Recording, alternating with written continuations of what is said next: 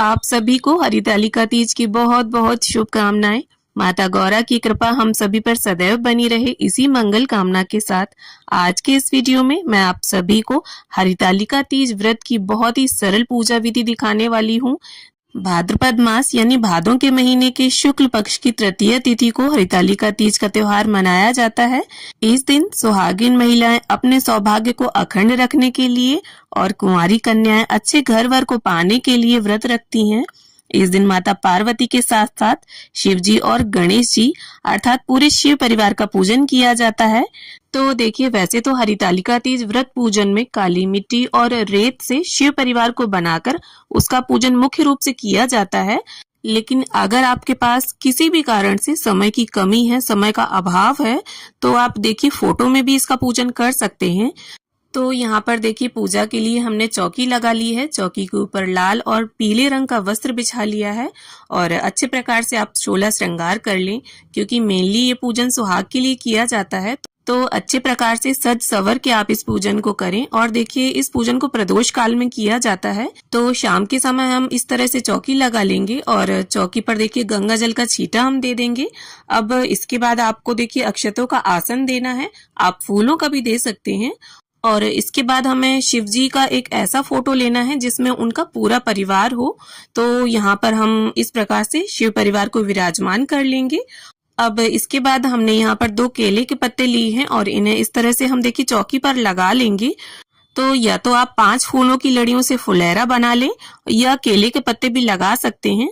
तो फुलेरा बनाकर और पार्थिव शिव परिवार का पूजन किस तरह से किया जाता है उसकी वीडियो भी मेरे चैनल पर है, लिंक मैं आप सबको डिस्क्रिप्शन में दे दूंगी। इसके बाद देखिए, चौकी पर हमें थोड़े से अक्षत डालने हैं और यहाँ पर अष्टदल कमल की आकृति बना लेंगे हम और कलश स्थापना करेंगे। देखिए, हरितालिका तीज के व्रत में कलश स्थापना अनिवार्य होती है, तो कलश स्थापना आप जरूर से करें। तो इस तरह से देखिए अष्टदल कमल की आकृति बनाकर अब हमें एक, या तो आप पीतल का लोटा ले लें या आप तांबे का भी लोटा ले सकते हैं। तो यहाँ पर मैंने पीतल का एक लोटा लिया है, उसके कंठ पर मोली बांध ली है और गंगा जल, सिक्का, सुपारी, हल्दी की गांठ, अक्षत, ये सभी चीजें नॉर्मली जो कलश स्थापना में डलती हैं वो सारी सामग्री हम कलश के अंदर डाल लेंगे। और साथ में आप कलश के अंदर चंदन और रोली भी डाल लें। अब देखिए, इसके बाद हमें लेने हैं 5 आम के पत्ते। तो अगर आपको आम के पत्ते ना मिले तो आप अशोका के पत्ते भी प्रयोग कर सकते हैं। अब इस प्रकार से देखिए चंदन और रोली से हम सभी पत्तों को टीक लेंगे और इस तरह से कलश के अंदर हम इन्हें लगा लेंगे। अब हमें एक चावलों से भरा पूर्ण पात्र लेना है और उसे इस तरह से देखिए कलश के ऊपर हम रख देंगे। अब हमें रोली या कुमकुम से कलश के ऊपर स्वास्तिक का निशान बनाना है। स्वास्तिक का जो निशान है वो बहुत ही शुभ माना जाता है, तो इसे इस प्रकार से हम बना लेंगे। अब देखिए, यहाँ पर कलश स्थापना हमारी हो गई है और शिव परिवार को भी हमने विराजमान कर दिया है, मतलब पूरी चौकी हमारी लग गई है। अब हमें एक शुद्ध देसी घी का दीपक लेना है और दीपक में आप ध्यान रखिए 2 लंबी बातियों वाला दीपक आपको लेना है और दीपक काफी बड़ा आप लें जिससे वो पूरी रात्रि जलता रहे, क्योंकि हरितालिका तीज व्रत में रात्रि जागरण का विशेष महत्व है। तो अगर आप किसी कारण से पूरी रात ना जाग पाए तो आपकी जगह पर ये दीपक प्रज्वलित बने रहना चाहिए। तो इस प्रकार से अब हम दीपक को प्रज्वलित कर लेंगे और यहाँ पर धूप भी हमने रख ली है और थोड़ा सा गंगा जल और फूल की सहायता से स्नान की भावना से हम सभी को छींटा दे देंगे। अब इसके बाद स्नान के बाद जिस तरह से वस्त्र पहने जाते हैं ठीक उसी प्रकार से वस्त्र की भावना से यहाँ पर मैंने कलावा अर्पित कर दिया है। माता गौरी को यहाँ पर चुनरी अर्पित कर दी है। अब इसके बाद गणपति जी का, माता गौरी का, शिव जी का, कार्तिकेय जी का और शिव जी का जो वाहन है नंदी महाराज और माता गौरी का जो वाहन है सिंह, सभी को हम टीका कर लेंगे। साथ साथ दीप देव का भी पूजन कर लेंगे। तो जब माता पार्वती शिव जी को पति रूप में पाने के लिए वन में तप कर रही थी, उस समय उनकी सखियों ने उन्हें अगवा कर लिया था। इस कारण से इस व्रत को हरितालिका कहा गया है। हरत मतलब अपहरण करना और तालिका मतलब सखी। तो यहाँ पर अब देखिए, थोड़े से हल्दी पाउडर में गंगा जल डालकर हम यहाँ इसको पेस्ट जैसा बना लेंगे और इसे माता पार्वती के हाथों में लगा देंगे। अब इसके बाद हम कुछ बेलपत्र ले लेंगे और बेलपत्र पर आप चंदन से ऐसे ही टीक लें या इसके ऊपर आप अपनी मनोकामना भी लिखकर शिव जी को अर्पित कर सकते हैं।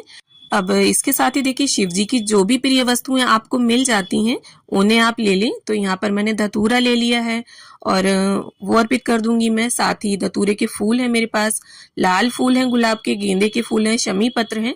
तो ये सभी चीजें हम इस प्रकार से माता गौरी को, गणपति जी को, शिव जी को, कार्तिकेय जी को, सभी को अर्पित कर देंगे। भगवान शिव शंकर को वन में मिलने वाले फल, फूल, पत्ते बहुत अधिक प्रिय हैं, क्योंकि माता पार्वती ने वन में जब तप किया था तब इन्हीं चीजों को अर्पित करके भगवान शिव शंकर को प्रसन्न किया था।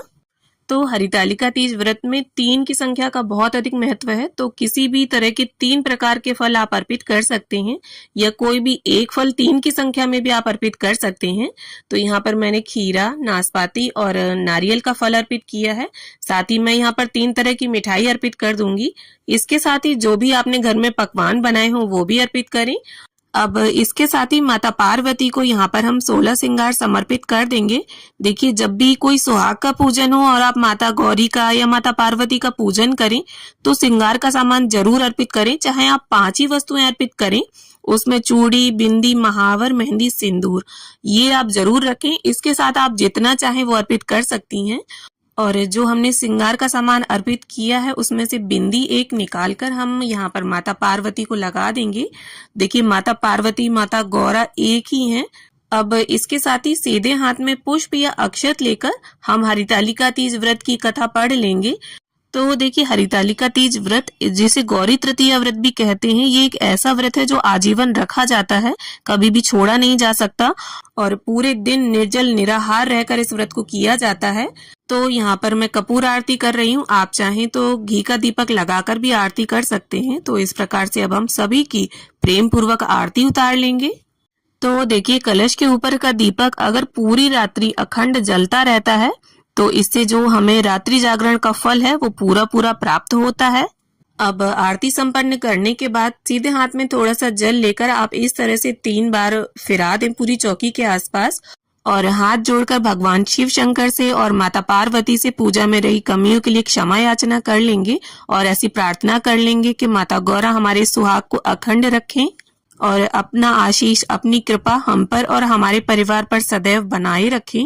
अब देखिए, आपकी शादी का जो भी सिंदूरा हो, मतलब जो भी सिंदूर दानी हो जो आपके चढ़ाई में चढ़ी हो, उसमें आपको नया सिंदूर भरना है, जूठा सिंदूर नहीं होना चाहिए।